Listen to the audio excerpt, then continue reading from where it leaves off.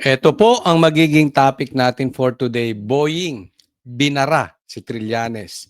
Pangalawa, Lacson, 1960s, ang style ng leadership. Ito si Attorney Lacson. Kilala niyo si Attorney Lacson? Ah. Pangatlo, bilyar, aalisin ang isang itlog. Matindi ah. Kung yung isang opisyal may sakit sa puwet, eto naman ay aalisin ng isang itlog. Di umano. Pang-apat, Boeing, nabigyan din ng maleta. Sabi ng ating itim na itlog. Meron po yan. Mamaya pag-uusapan natin. Di umano. Panglima, walang gustong lumaban kay BP Sara sa 2028. Ayan po ang ating magiging topic ngayon at Happy March po. Ito po ang ating unang vlog ngayong March na to at tuloy-tuloy po tayo. Monday to Friday tayo nagbablog, Saturday, Sunday wala po tayong vlog. So sana po ay masubaybayan po ninyo ang channel ni Coach Oli. Huwag pong kakalimutan, napaka-importante sa atin. I-like nyo po itong video na ito. Sana pagpasok pa lang nyo, i-like nyo na. Malaking suporta po yan sa atin. At huwag pong kakalimutan, ulit, doon sa mga hindi pa po subscriber ng channel na Coach Oli News PH. Huwag kakalimutan, subscribe, subscribe, subscribe. Libre lang po yan. Walang bayad. Nakalagay po dyan. Check nyo lang. Oh, Coach Oli, subscribe. News PH. Oh, nilagay na natin sa gitna. Coach Oli, subscribe PH. Coach Oli News PH, subscribe po ha. Huwag po kakalimutan. Okay, konting lambing lang po yan. Okay, hindi na po natin pagtatagalin dahil kay Coach Oli, bida ang balita. Simulan po natin dito kay Attorney Lacson. Kilala niyo po si Attorney Lacson? Taas ang kamay ng hindi pa nakakakilala kay Attorney Lacson. Dito po natin sisimulan ang ating topic patungkol dito sa kanyang style.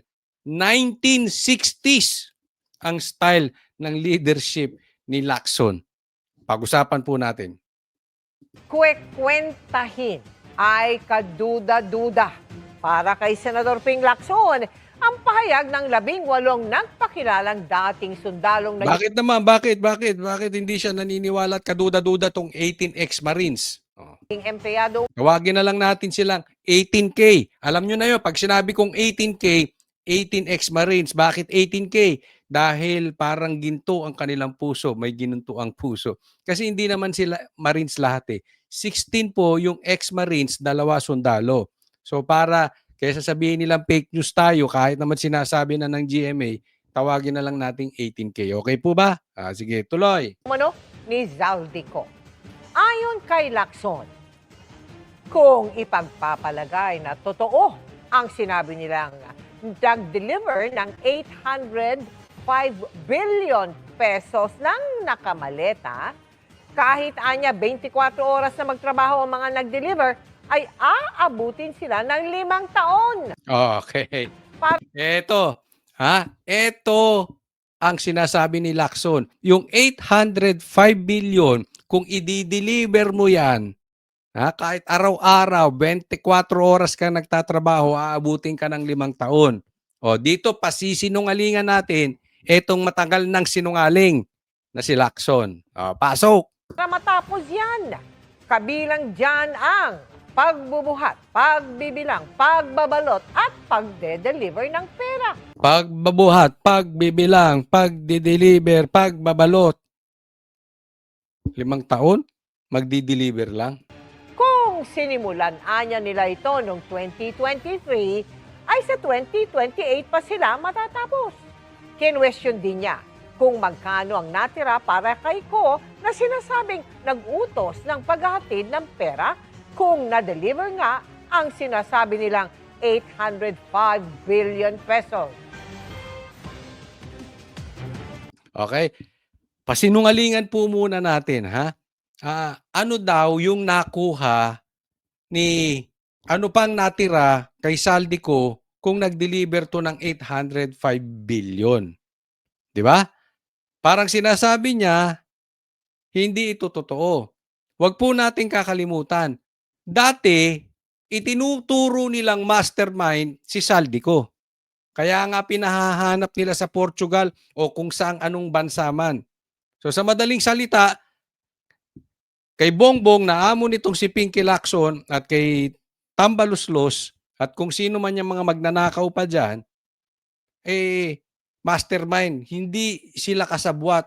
Ang totoong mastermind niyan, si Saldico at marami pang iba na nakinabang din sa ghost projects. Kung totoong mastermind, ito ang tanong dyan. Kung totoo at papaniwalaan namin yung sinabi nyo na si Saldico ay mastermind, di dapat mas lalo nating paniwalaan itong 18K, itong mga ex-marines, itong mga sundalo na nagsiwalat ng baho at nagdi-deliver ng pera kay Tambaluslot at kay Bongbong Marcos. Tama po ba or tamang-tama? Di ba? Pero ang tingnan natin, itong sinabi ni Lacson. Isipin na lang natin kung magagamit ang mga nasabing aligasyon bilang instrumento ng propaganda. I raise this question to ensure that the testimonies withstand established facts and Okay, dito muna tayo. Okay, doon sa 805 billion, kung i-deliver yan, 24 oras, 5 taon. Aba, pambihira. Nakakalimut ata to si Attorney Lacson. 2026 na po. Saan ka ba? Abi, ikaw ba'y nabubuhay sa panahon ng lolo mo? Gusto mo pumunta ka rito sa bahay namin? Magbilang ka ng 1,000,000. Hindi ka aabutin ng 2 minuto. Di ba? O, pupunta ako sa bahay mo. Dadaling ko yung aking counting machine. Kung sino ba dyan ang may counting machine, pahiram nyo ko yung ginagamit sa bangko. Saglit lang yan. Bibilangin mo 1,000,000,000. Saglit lang yan. Babalutin, di goma mo. Kailangan mo pa bang i-gift wrap yan? Oh, kada 100, kada 200, kada 300, kada 400, kada 500, igoma mo lang. Sasabihin, Console, nakakita ka ba ng ganong karaming pera? Madaling sabihin para sa'yo? Hindi ko kailangan makita ng ganong pera. Pero nakikita nyo naman sa bangko ilan ang nagdi-deposit. Kahit pila natatapos naman sa isang araw. May counting machine eh. Lacson, hindi ka pa ba nakakita ng goma? Ba't kailangan pang balutin? Deliver. Okay, ito yung sinasabi niya. Magdi-deliver. Baka nakakalimutan mo. 103. If I'm not mistaken, but I'm sure sa sinabi ni Attorney, ano pangalan? Kalimutan ko. Baligod. Nasa 100 plus. Itong mga sundalo, ex-marines, Coast Guard, police, kung ano-ano pang kinuha ni Saldico bilang taga-deliver. 103. Kung hindi tayo nagkakamali. Basta 100 plus. Pambihira, hindi kaya i-deliver yan. Lacson, katanga mo naman. Uso na Grab ngayon. Oh, kung ikaw nga magpapaputol ng ethics mo, pwede nang ipa-deliver sa ospital. Di ba? Kung gusto mo. Hindi, halimbawa lang yun. No, kunwari lang nagpa-transplant si Lacson. Na hindi natin sinusuportahan, hindi ko sinasabing kinukonsinti natin. Example lang yun, nagpa-transplant siya. Pwede nga i-deliver sa bahay mo yung naputol eh. Anong punto natin? Hindi mo alam yung Grab? Hindi mo alam yung Lala Move? Kung nagagawa nitong Grab, Lala Move ang delivery, eto pa kaya may 103 na tao? Abi, nuknukan ng talaga to si Lacson. Ha? Nuknukan ng tanga or nuknukan ng ginagawa tayong tanga. Hindi mo kailangan ng 5. Alam mo ba kung gaano kung maggumalaw ng pera ang bangko? Sa bawat araw na ginawa ng Panginoon? Umiikot po ang pera sa buong Pilipinas. Hindi kailangan abutin ng 5 taon. Kaya alam mo itong style, alam mo, this shows yung kalidad ng leadership ni Lacson. Parang ano, pang 1960s. Siguro kaya ganito pag-uugali nito eh. Isipin mo, Blue Ribbon Chairman, ganito mag-uugali. So siguro, hindi ko alam kung yung lolo na ito, senador, nagamit niya yung style ng lolo niya o yung lelang niyang panot, hindi natin alam. Kung saan niya nakuha yung ganyang style. Pero parang hindi napapanahon itong kung anong naiisip ni Lacson. Di ba? Saan ba sasakay itong mga may helicopter pong ginagamit? May jet pong ginagamit? Hindi po sa kalabaw sasakay ito ha. Hindi to 1800 nasasakay sa kalabaw o sa kabayo. May van po, may SUV, may private jet, may helicopter. Lacson naman. Yang sinasabi mong yan, lalabas ka talagang tanga. Kahit hindi ka naman tanga, yung ganyang excuse mo, magmumukha ka talagang tanga. Paalala ko lang, lead the people sa panahon ng 2026, baka nakakalimot ka. Ibinoto ka ng taong bayan ng 2026, lead them in the year 2026, hindi 1960. Logic before we even invite them to testify before the Senate Blue Ribbon Committee. If their statements appear to be demonstratively false and physically impossible to accomplish, wouldn't convening a hearing effectively validate and dignify this information? Okay, ang punto dito ni Lacson, kaya daw niya ni-raise yung ganong impossibility. Kaya kine-question niya yung ganoon. Kaya sinabi niya na aabutin ng 5 taon pa. Kasi kung sisimulan ng hearing, ay ito ay maja-justify yung fake news. Maja-justify yung sinasabi niyang maybe indirectly na sinabi niya yung parang trial by publicity. Diba? So bakit natin i-dignify yung ganitong klase? Una, Lacson, you are not in the position to judge. Dapat ikaw lang ang parang mag-host ng hearing. Di ba? Kung bagat sa isang party, ikaw lang ang host. Hindi mo obligasyon yun. Dapat nga ang iniimbestigahan mo dito, totoo bang na-deliver yung maleta? Kasi ang lumalabas sa'yo, Attorney Lacson, para kang abogado ni Bongbong Marcos at ni Tambaluslos. Kahit itanggi mo yan, tanungin mo kung may anak ka, tanungin mo kung may kabit ka, tanungin mo kung may kamag-anak ka, yan talaga iisipin. Walang taong kahit kamag-anak mong maniniwala na ikaw ay hindi pumapanig kila Marcos. Ngayon, kung sila ay naniniwala din, ewan ko lang, anong meron kayo? Anong meron sa pamilya ninyo? But this is obvious eh. Dapat ito, sige. Sabi nga ni Marcoleta, Senator Marcoleta, pag puro excuses, ay hindi mo na hinahanap yung ebidensya. Bakit hindi mo imbestigahan? Imbestigahan sa Blue Ribbon.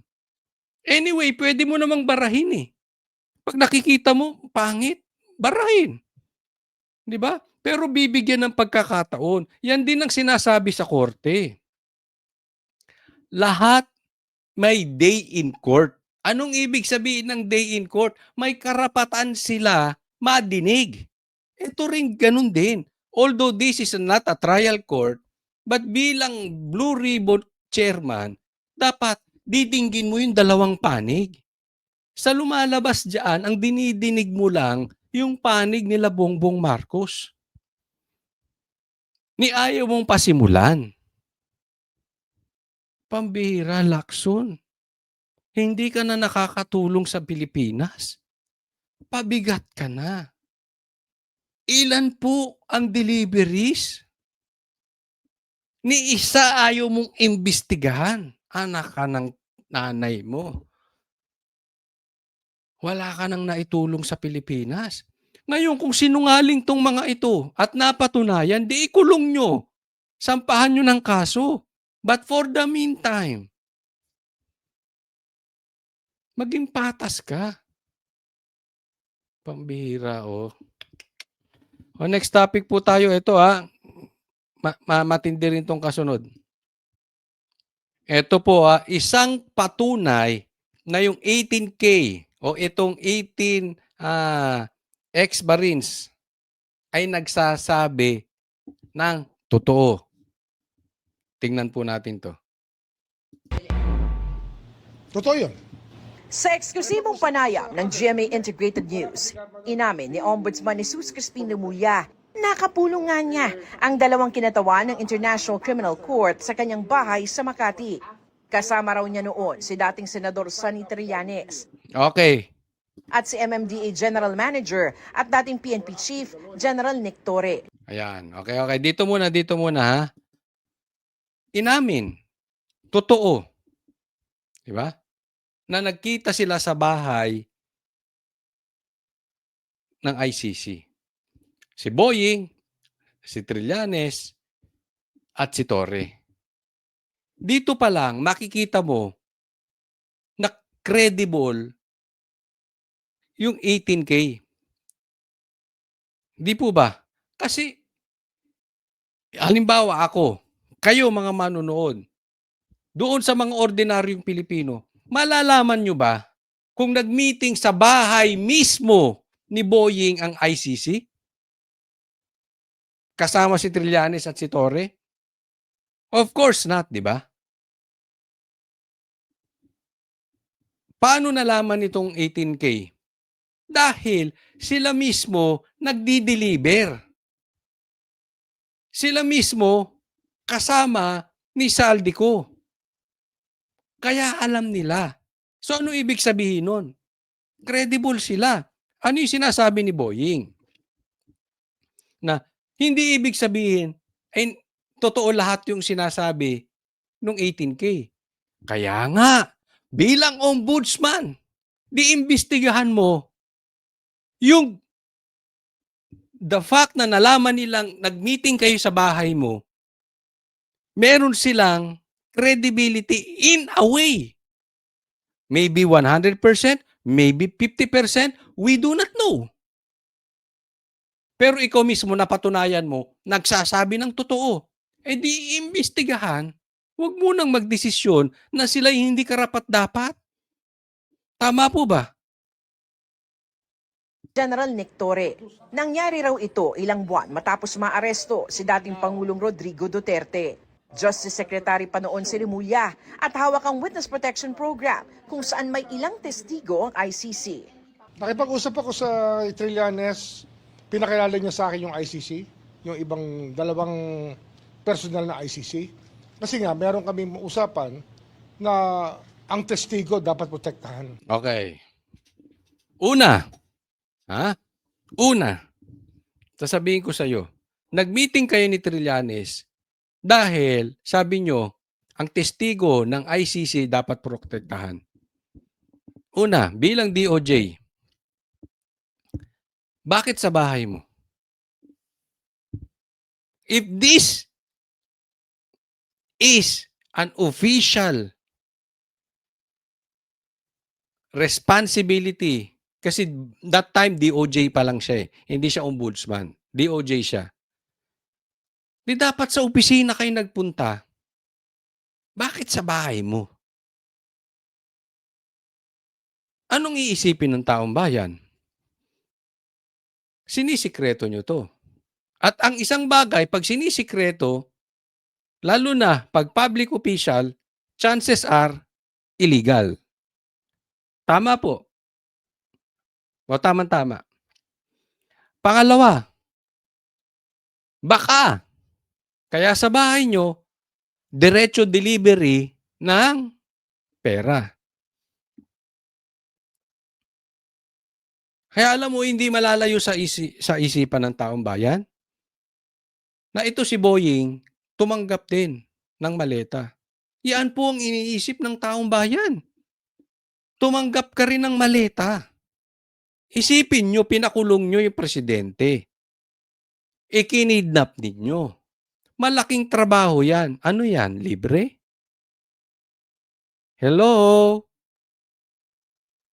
Tapos nag-meeting kayo ni Trillanes kasamang ICC sa bahay ninyo? It's too much of a coincidence. Bakit kailangan protektahan? Bakit ikaw? Ba't hindi sa pulis Ba't hindi sa pulis tumakbo to si Trillanes? Doon pa lang di ba?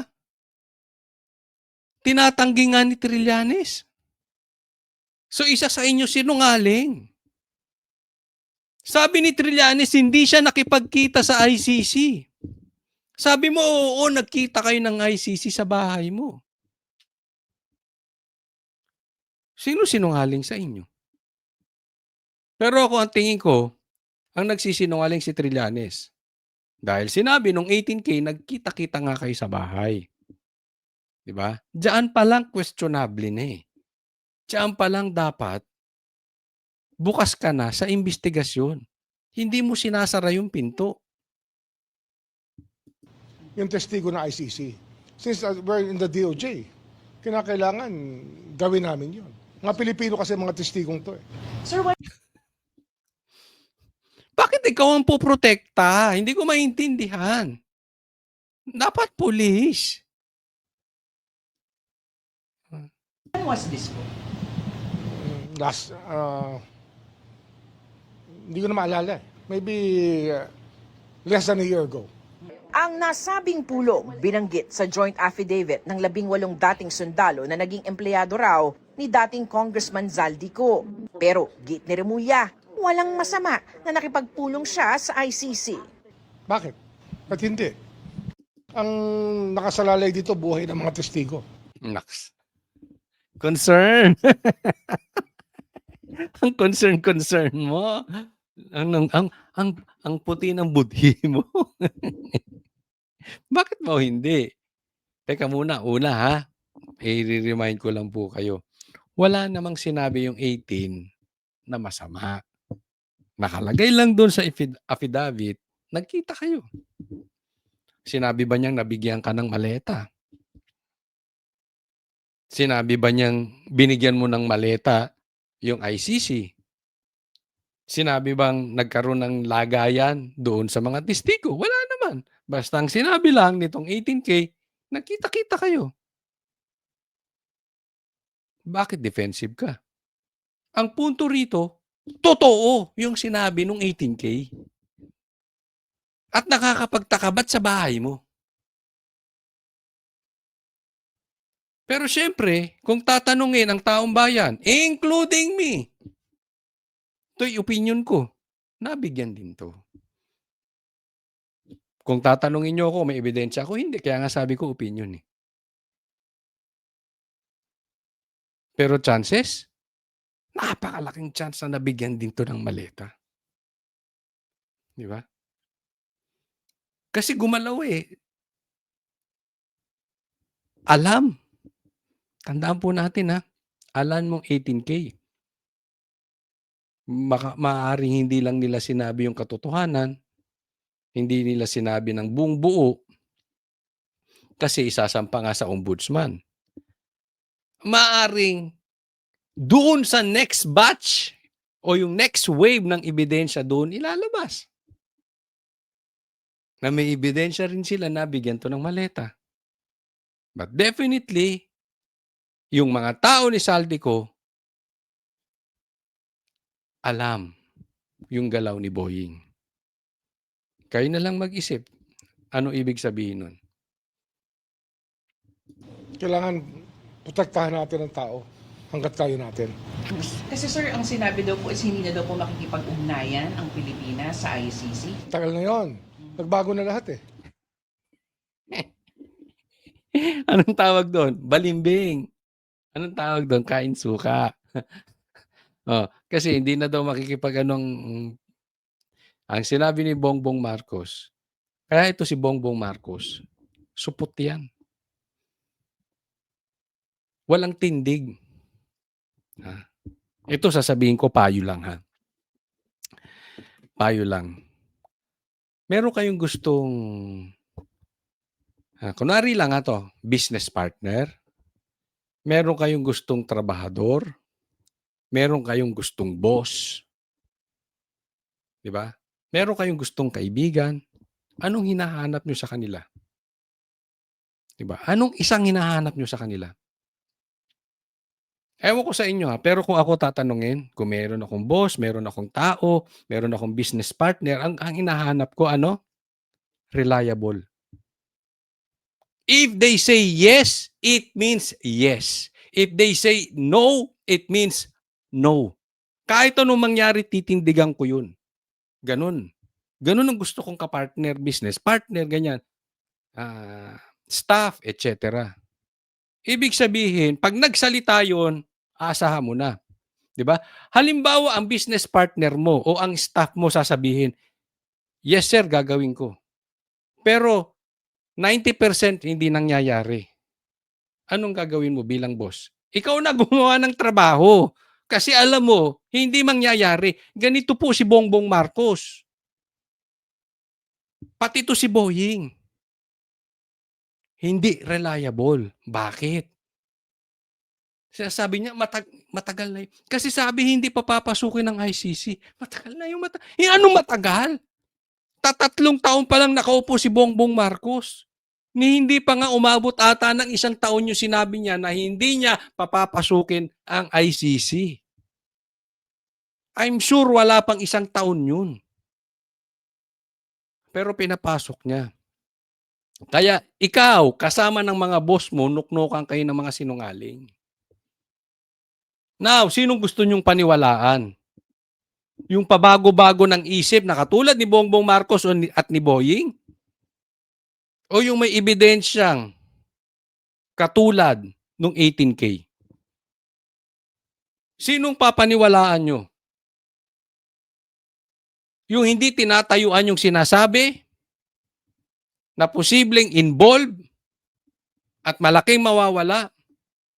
O yung ang sarap-sarap na sana ng buhay nitong 18K, mapayapa ang buhay, mapayapa ang pamilya, ilalagay sa alanganin ng buhay at may ebidensya. Sinong papaniwalaan nyo? The likes of Boying o the likes of the 18K? Kayo na po mag-isip. Nagbago na lahat. Alam naman natin yan. Pero hindi raw ibig sabihin na porket totoo ang pakikipagpulong niya sa ICC ay otomatikong totoo na rin ang lahat ng nilalaman ng kanilang affidavit. Ganito rin ang sinabi ni Trillanes. Sa panayam ni Jessica Soho, inamin ni Trillanes ang pakikipag-ugnayan niya sa mga investigador ng ICC. Pero hindi raw ibig sabihin ay may nangyari ngang suhulan. Ang sinasabi ko since 2017, nakikipag-ugnayan po ako sa kanila, nakikipagtulungan ako sa kanila, pagkalap ng testigo at ebidensya. Ibinigay kay Sunny Trillanes ang pondo para sa pag-asikaso sa mga ICC investigator. Ayun. So may pondo. Diba? So inaamin ni Trillanes. Ngayon, inaamin na niya na nakikipag-ugnayan siya sa ICC. Tapos, may pondo. Tapos, si Bongbong Marcos, alam mo, may nakapagsabi sa akin. Ewan ko kung maniniwala kayo o hindi. Pero at that time, may nakapagsabi sa akin, kung hindi ako nagkakamali, kaibigan to ni Trillanes. Siguro nakita nyo na sila sa TV na magkasama. May sinabi sa akin. Hindi ko alam that time kung totoo, parang niloloko lang ako. Sabi ko, nagmamalaki lang hata ito. Pero ang sabi, nakikipag-ugnayan sila si Trillanes kay Bongbong kasi ang nagpasok doon sa idea ng ICC ay si Trillanes. Let me repeat that. Ang nagpasok, ang nagsuhol, ang nagsulsul pala ay si Trillanes. At si Bongbong nakita niya, mukhang makakabuti. Di ba? So doon pa lang makikita natin na may possibility nagsasabi ng totoo to. Kasi that time nung naikwento sa akin yan, ayaw ko maniwala.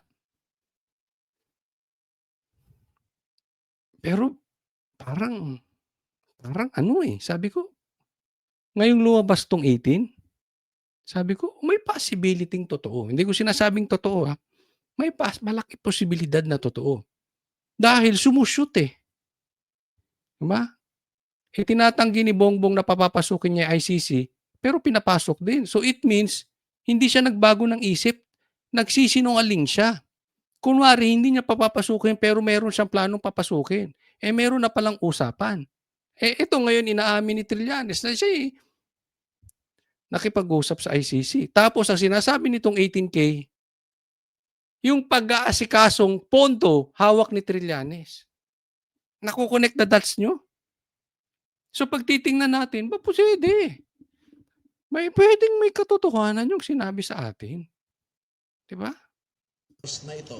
Definitely it's a spin kasi kailangan niya palabasin na sinuulan para magamit ni Kaufman na sasabihin corrupt yung mga ICC investigators.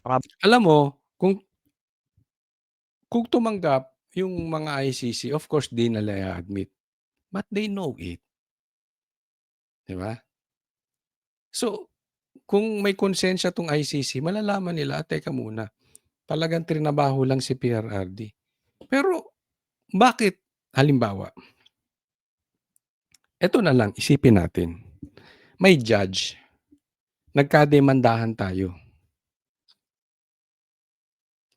Tapos, magmi-meeting tayo, o magmi-meeting kami, kunwari ako, at saka yung judge, sa bahay ni Boying. Tapos, yung judge, yung may pondo, galing sa akin, pang hotel nila, pang eroplano nila, pang gastos nila, habang nasa Maynila. What will you feel, Trillanes? Di ba? Doon pa lang, teka muna. Judge tong ICC. Silang tatayo na parang arbiter. Silang magdi-decide. Yun ang punto ng 18K. Yun ang punto ni Atty. Baligod. Bakit nakipagkita sa inyo? Na alam naman kayo yung matinding kalaban. Nung inaakusahan. That in itself is illegal. Probably to request for a mistrial. Sa panayam din ni Soho, ipinakita ng ilan sa mga dating sundalo ang kanilang mga ID nung panahong nagtatrabaho pa umano sila kay dating congressman ko. Bakit namin kayo dapat paniwalaan? At saka, paano nyo mapapatunayan na nagtrabaho kayo talaga kay Zaldico bukod sa sinabi nyo sa akin? Then meron po kaming ID. May ID kayo? Yes, from Congress na papatunay na. Pwede ba with that? magpakita Yes, yung sir. ID ninyo? Ito ang ID ni... May ID sila. Lahat sila may ID. Sa Congress, labas-pasok sila sa Congress. So, ibig sabihin, kung mastermind nga si Zaldico, sa kanya dumadaan yung pera ng ghost projects, legit, kung kanino dinideliver yung pera. Di ba? Smart Walpat. okay. Lahat kayo may ID na ganyan. Yes. Lahat kayo may ID na ganyan. Yes po. Naka-indicate po ba nagtrabaho sila kay Zaldico, sir? Yes po. Signature po ni Kong Saltima.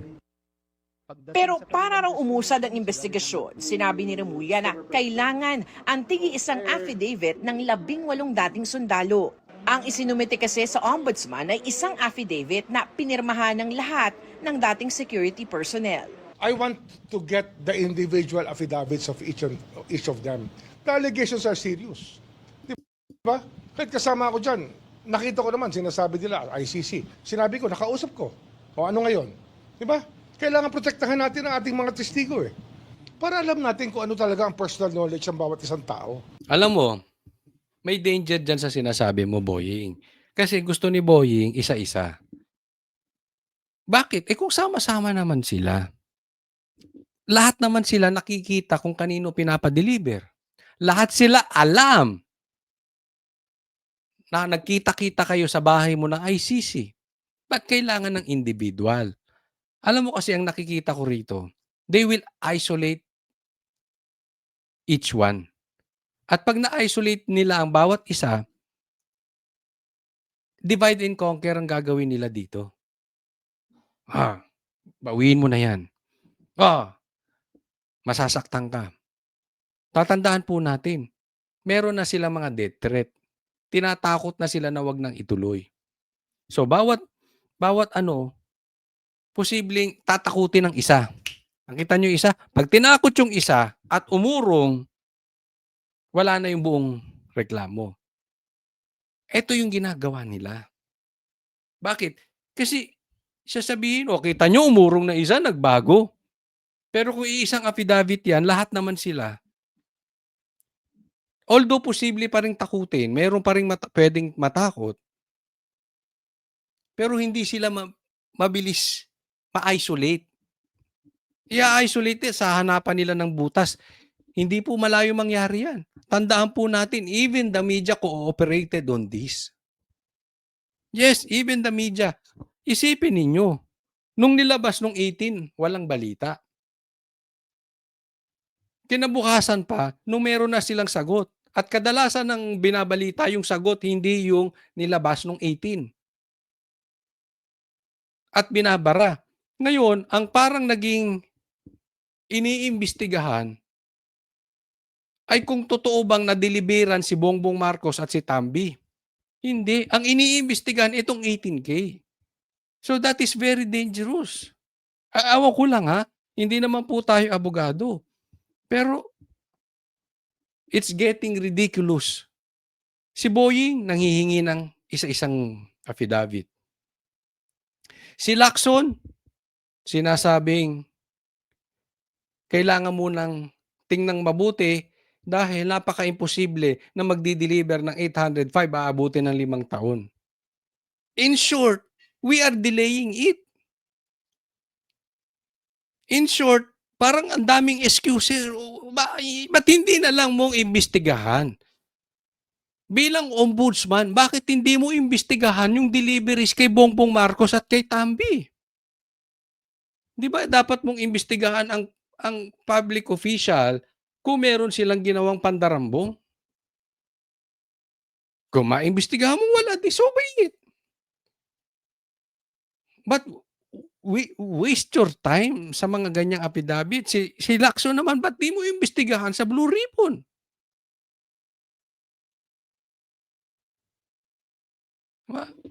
Anong iniimbestigahan mo? Kung gaano katagal yung deliveries. Anak ng teteng tong Pilipinas na to. These are the officials, the public officials na matataas ang posisyon sa gobyerno. This is the kind of investigation they want. This is the quality of the investigation. Anong klase ito? Nakakaya po. Para malinaw ko ano talaga yung kasi parang ano yun parang pinagtagpi-tagpi na kwento ng bawat isa na ginawang isang affidavit. Hindi dapat ganun. Magtatakda raw ang Office of the Ombudsman ng PETSA para isumite ng mga dating sundalo ang kanilang mga affidavit. Tingnan mo, meron pang petsa. So magsasubmit sila. Imbis na dumiretso ka na kay Bongbong, imbestigahan mo na si Bongbong. These people are delaying.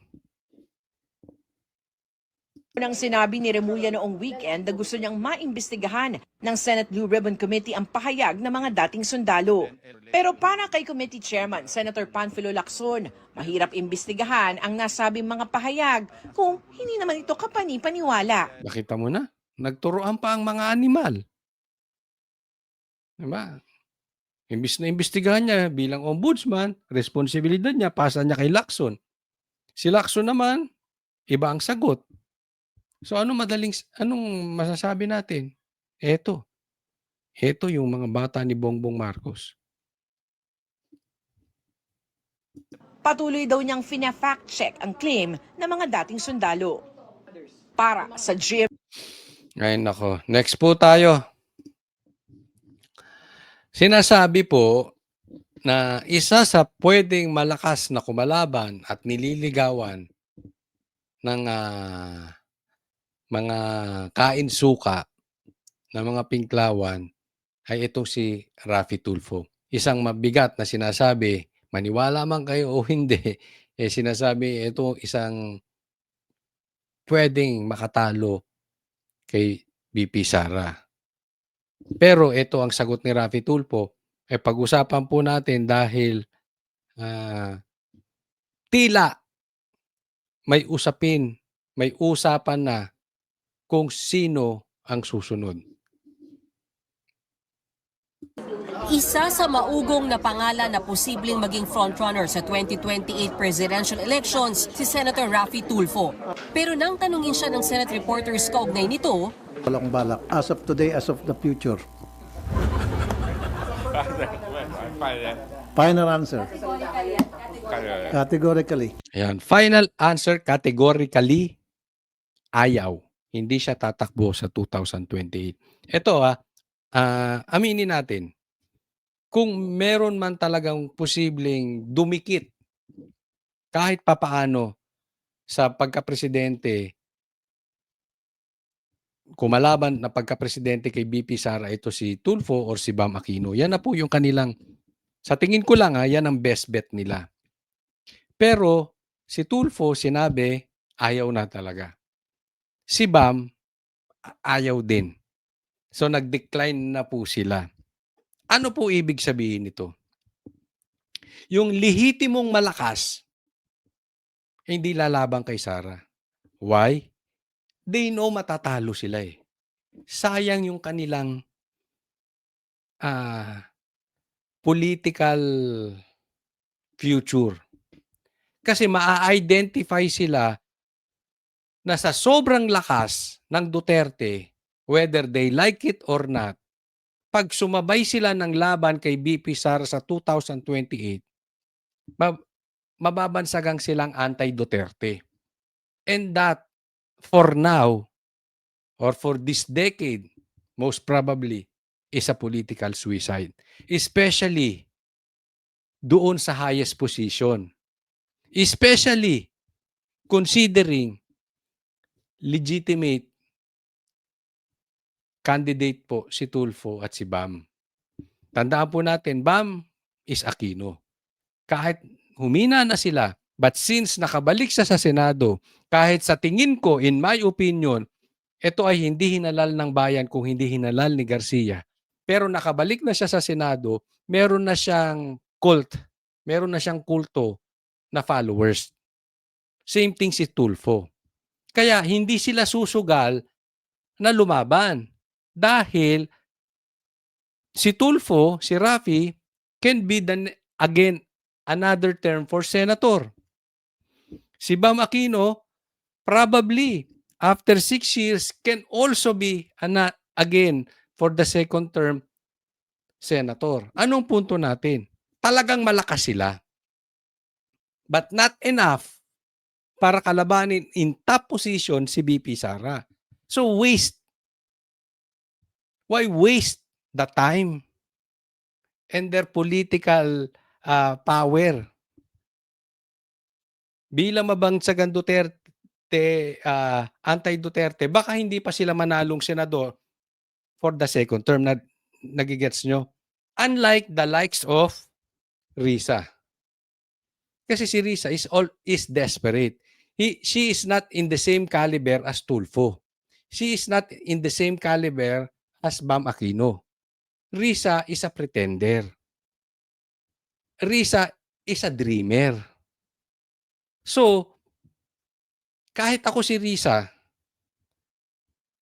pag ako pinili na standard bearer, kakagating ko. Why? May pera yan. Pangalawa, posibleng sumikat. Pero, as it is, kung si Risa lang, wala talaga. She may not even win as senator in the next election kung tatakbo siya. Kung hindi siya mapiling standard bearer, she may not win even as a senator. Unlike Raffy Tulfo. Kung ako naman kay Raffy Tulfo, hindi ako papayag kalabanin si Sara. Bakit? As it is, malakas ako. Si Tulfo, aminin man natin o hindi, kahit hindi ito mangampanya, siguradong mananalo to sa 2028. Nagigets niyo po yung point? Kung ako si Risa, papayag akong kalabanin si Sara. Bakit? Walang kwenta eh. Wala naman eh. Di ba? Walang influence. Puro bunganga, all mouth. Walang boses. Si Tulfo and si Bam meron. So kung ako si Tulfo at ako si Bam, hindi talaga ako lalaban. Bakit? Yung susunod na election sa Senado, sure na ako eh. Nagigets niyo po yung point. Kaya yung mga lihiti mo, hindi lalaban kay Sara. Ang posibleng lumaban dyan, Trillanes, Torre, Remulla, Risa. In short, yung mga talagang walang kwenta. Kung meron tayo sa kabuhayang tinatawag sa Pilipinas na nasa laylayan, eto, sa politika sila'y nasa laylayan. They will grab every opportunity. Because at it is, wala rin nun silang influence. Nagets po? Tuloy tayo. Bakit? Masaya ako dito sa Senado. Marami ako nagagawa. For me, happy ako rito. So, bakit ako pupunta sa isang bagay na magkakaroon pa ako ng sakit sa ulo? Tama, di ba? Happy siya. Bakit? Malakas siya eh. Etong dalawa, malakas na sila. Bakit? Sakit sa ulo. I mean, sakit talaga sa ulo labanan si Sara. Alam nila, alam nyo itong mga politiko, they pretend to be stupid. Pero they know, malakas talaga si Sara. Ba't mo kakalabanin? Gayunman, kinumpirma ni Senator Tulfo na may mga grupong kumakausap sa kanya at nagsasabing mainam na tuwakbo siya sa mas mataas na posisyon. Yeah, may mga nagsasabi ng pwede ka dito, pwede ka dito. Sabi ko, I'm sorry, salamat sa tiwala, pero no. Flat no agad. Sir, magbabalik siya I don't think so. Paglilinaw Yan ang diretso. Magbabago. Wala. niya, hindi kampo ni Vice President Sara Duterte o maging si Pangulong Bongbong Marcos ang kumausap sa kanya. Ang karaniwan daw na humihimok, mga taga-pribadong sektor. Hindi man tatakbo sa mas mataas na posisyon, kinumpirma ni Senator Raffy na kakandidato siya muli bilang senador sa 2028 elections. I will run for re-election. Yan, itaga nyo sa bato. I will run for re-election. Yan, ako, I may dislike Raffy Tulfo. Pero doon lang tayo sa totoo. Malakas to. As senator for 2028. Diba? Lakas kasi ng ano niya eh. Parang Lito Lapid. I may disagree with Lito Lapid, pero aminin natin. Malakas talaga eh. Bakit? Artista, lumalabas sa TV para araw-araw eh. Same thing with Tulfo. Lakas ng vlog nito. As in, sobrang lakas. Hindi lang malakas. Sobrang lakas. Kaya malakas talaga. 2028. As senator, independent pa rin ako. So whether would that be admin or that opposition, depende kung katugmay ng advocacy ko, nakikita ko na sincere talaga sila dun sa mga sinasabi nila at kaya nilang panindigan. Una nang nagsabi ang kapatid ni Senator Raffy na si Senator Erwin Tulfo na wala rin siyang balak tumakbo sa mas mataas na posisyon. Lumutang kasi ang pangalan niya na posibleng katandem ni dating Vice President at ngayon Naga City Mayor Leni Robredo. Bagamat nagpahayag na walang balak tumakbo sa mas mataas pang posisyon ang dalawang Tulfo, may mensahe si Senator Raffy sa mga tatakbo. Best of luck ang wish ko kay BP Sara at sa lahat ng mga nag-aspire na maging kandidato for the presidency sa 2028. All of them, whether that will be BP Sara, Senator Risa Ontiveros, John Vic Revulla, Leni Robredo, sino pa ba? Yung Chis Escudero. No. I mean, yung mga nababalita, Bam Aquino, Kiko Pangilinan, yeah. Well, kaya nga, Mark Villar. Nag-thank you naman dyan Senator Risa Hontiveros na una nang nagpahayag na bukas siyang tumakbo bilang Pangulo o pangalawang Pangulo ng Pilipinas. Ito si Riz, talaga, Well, una, ang kapal ng mukha talaga. Salamat kay Sen. Raffy. Mula nung naging seatmates kami sa previous Congress, talagang ganun kagaan ang loob namin.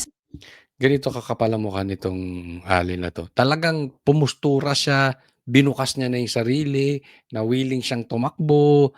Alam mo yung inahabol-habol niya talaga yung posisyon na yan. Hindi naman siya talaga ready pa. Alam mo, to si Risa, alam naman natin kung merong ibang tatakbo, they will not pick Risa. Itong yellow, ito yung pink, they will not pick Risa. Kaya nga pag napili ito si Risa Ontiveros, it means desperado na yung yellow-pink. Wala na sila. Wala na silang makuhang posible. Kung tatakbo ba si Tulfo, kung makukuha nila si Tulfo, makukuha nila o kaya si Bam, makukuha nila si Leni, kukuhanin ba nila si Risa? Of course not. Di ba? Kahit tayo di yellow pink, kikita naman natin kung saan ang trajectory ng kanilang plano. Binukas lang niya to sarili niya, ganun kakapal to. So, kaya makikita natin kung desperado na yung yellow pink. Pag ito na ang nilabang kay Sara, magdiwang na tayo. Alam mo, kahit si Sara, hindi na mangampanya, pumunta na lang sa dahig. Kung ito lang ang kalaban. Alam nyo naman ang nangyari sa PhilHealth, di ba? Meron pang itong isyong tanim witness, di ba? Yan yung sinasabi. Talagang bagamat hindi pa naman case closed yun, hindi pa napapatulayan, pero ano meron dito sa taon to? Di ba? Sa isa't isa. Ayon pa kay Hontiveros, umaasa siyang mapapaaga ang pag-anunsyo ng United Opposition sa kanilang standard bearer. The earlier, the better, I believe, para maka-alok at maka-attract ng suporta mula sa ating mga kababayan. But we're going through that process very seriously. Ayaw naman sagutin ng senadora kung may shortlist na ba sila ng mga pinagpipilian. Wala naman daw epekto kay Senator Risa Hontiveros ang pagdeklara ni VP Sara Duterte na tatakbo siyang presidente dahil kahit pa posible silang magkalaban sa 2028 presidential elections, gagampanan pa rin daw ni Hontiveros ang kanyang trabaho bilang Senator Judge sakaling umakyat dito sa Senado ang impeachment case laban kay VP Sara. Gaya ni Senator Risa, tingin din ng iba pang mga senador, hindi dapat tignan ang personalidad na ini-impeach kung hindi dapat mag-focus sila sa ebidensya. Naks. Naniniwala kayo? Si Risa focus sa ebidensya at hindi sa personalidad. Coming from Risa? O si Tito nasa picture? Coming from Tito? Ewan ko sa inyo. Next po tayo.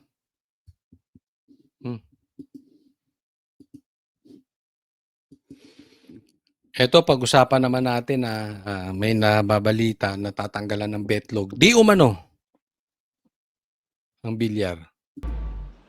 Ipinasampida ng Department of Justice si dating House Speaker at dating Senate President Manuel Villar at mga miyembro ng kanyang pamilya para ito sa gagawing preliminary investigation sa criminal complaint na isinampa ng Securities and Exchange Commission o SEC laban sa kumpanya nilang Villar Land Holdings Corporation na market manipulation, insider trading at umano'y misleading disclosure na naging dahilan para maligaw ang mga investor. Tinukoy ng SEC ang pagsasapubliko umano ng financial statement ng Villar Land bago matapos ang external audit nito. Doon, sinabing lumundag sa 1.33 trillion pesos ang total assets ng kumpanya noong 2024 mula sa 1.46 billion pesos sa naunang taon. Dahil anila, Ito muna, pag-usapan natin yan. Maraming binabato sa bilyar. Maaring yung iba, totoo, kasi marami naman akong nadidinig, hindi ko alam, galit sa bilyar kasi may land grabbing daw, tsaka yung reklamo sa Prime Waters. So, ito po ay posibleng totoo or posibleng may galit lang din sa bilyar. Okay? Ang punto po natin ay wala po tayo sa posisyon manghusga. Kaya lang po kasi, itong ginagawa ng gobyerno sa bilyar, yung timing po very questionable.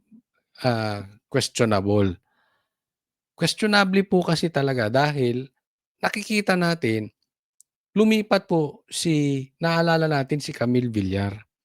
Kung si Camille Villar ba, hindi lumipat, naalala nyo nung huling kampanya ng Alyansa, lumipat sa kabila, nag-independent. So, nakikita natin, kung si Camille ba ay tumodo sa Alyansa, tapos nung impeachment, etong mga Villar ay pumabor. Naalala natin, hindi sila pumabor na ituloy yung impeachment. Kung pumabor ba sila, sisilipin kaya sila ng gobyerno? Yun lang ang punto natin eh. Bakit? Ang tagal-tagal na po. 2022 po nakaupo ang Bongbong Marcos. Hindi naman nagagalaw ang bilyar. Nung naging usapin ang eleksyon, number 1, naging usapin ang impeachment dahil kailangan nila ng boto laban kay BP Sara, isang damakmak na reklamo na ang kanilang kakaharapin. Sabina dito, sabina doon, banat sa media, banat doon. Diba? Ang nangyayari po sa bilyar is not an isolated case. Talagang uubusin yung posibleng boboto ng laban sa impeachment ni BP Sara.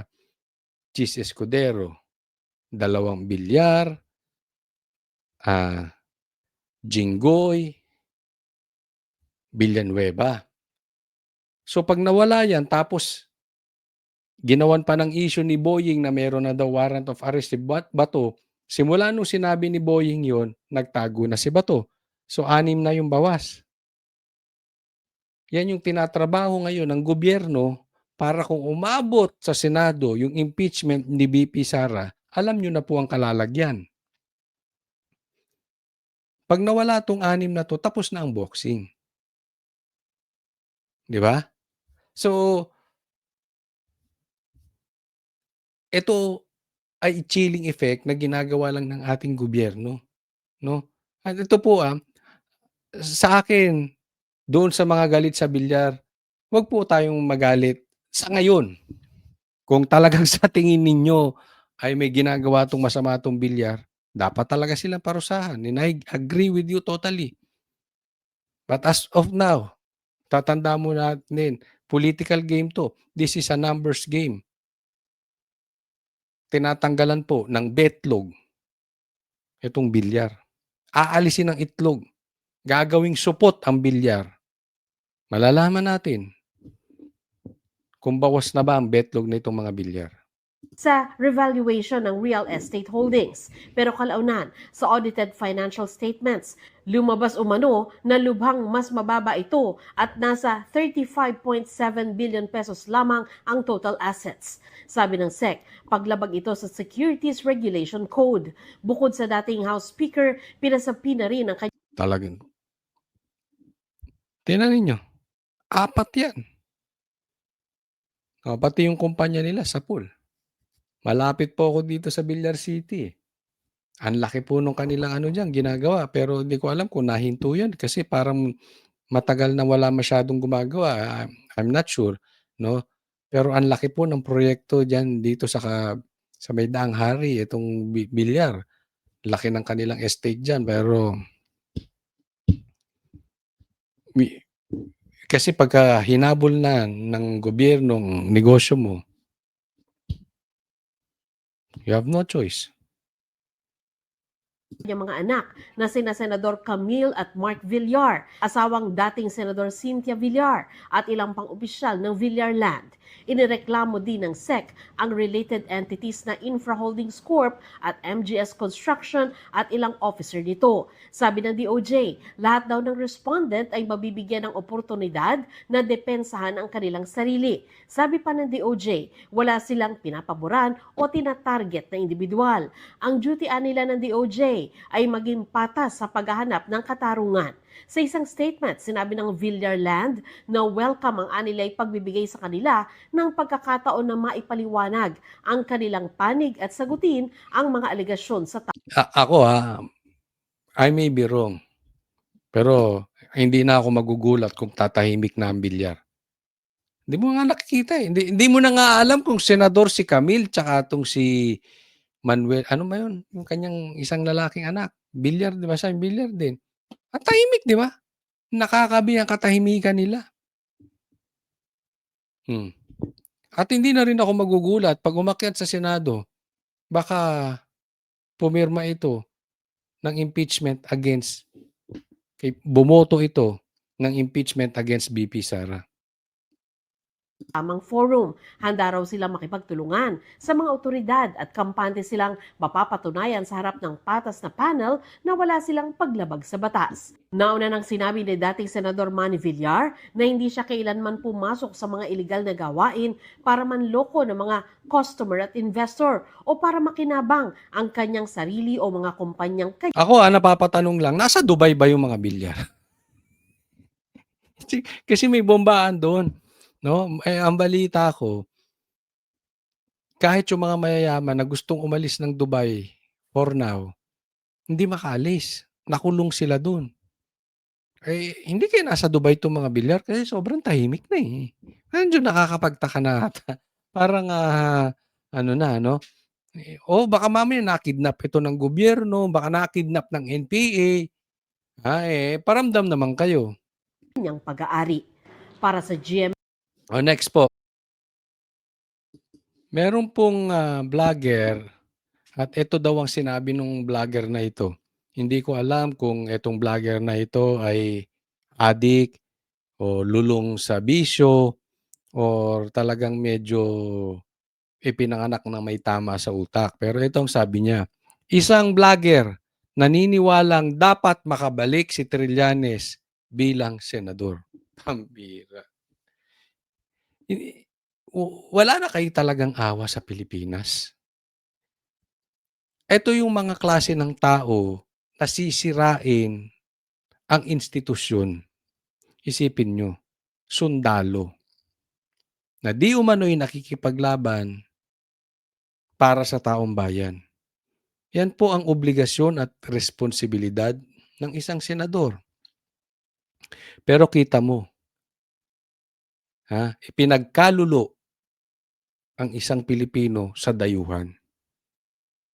Nakipag-coordinate sa isang dayuhan para makidnap ang dating presidente.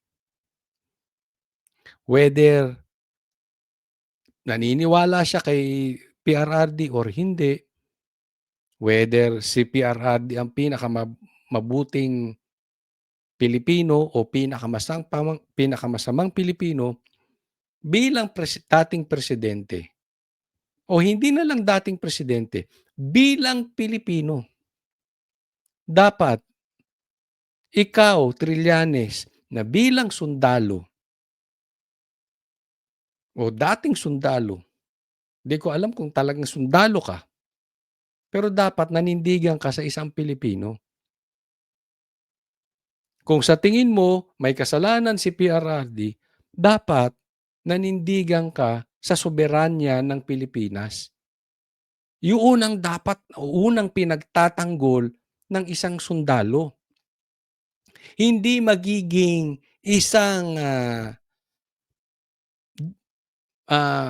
kasangkapan para makidnap ang isang dating presidente. Hindi eh. Ikaw pa ang naglaglag sa kapwa mo Pilipino at hinayaan mong litisin sa ibang lugar ang dating presidente. Anong klaseng pagkalalaki meron tong tao na to? Anong meron dito? Diba? Hindi naman natin sinasabi na huwag litisin si PRRD.